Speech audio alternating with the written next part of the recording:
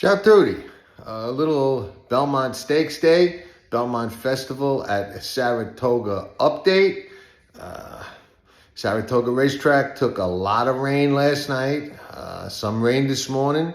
We'll see what happens today. It looks like may get some sun, may get a drying out track that winds up fast later, but that's all if they don't get any more rain later, which, you know, that part of the state, you just never know. So we'll see what happens, but stay tuned and beware.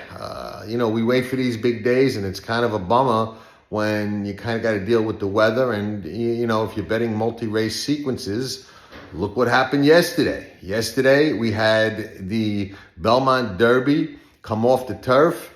The other races stayed on, and there was a bit of a tell. They left the main track only horses in, which was kind of a tell that they were thinking about taking it off. But I would have said, that's the last race you should take off because, there's a race called the Melbourne Cup. The Melbourne Cup, the race that stops a nation, one of the toughest races in the world to win, bar none, worldwide famous race. Well, the Belmont Derby was a win and you're in race for the Melbourne Cup. They even brought, an Australian announcer in to call the race instead of Frank Miramati.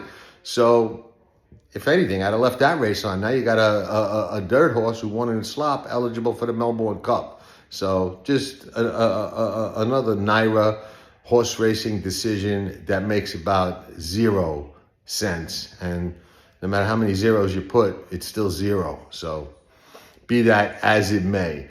Multi-race wages, I'm going to be extremely, extremely careful today dealing with turf races, knowing that they can come off and, at best you're going to have a, soft yielding course with a lot of give in it to deal with. So I would look for horses that kind of like that. There are some strong plays on the dirt though, so I'm not going to worry too much about it or lose too much sleep over it. That said, big day of racing. We're ready. Hope you are too. And let's go see what kind of damage we can do. Ciao, ciao.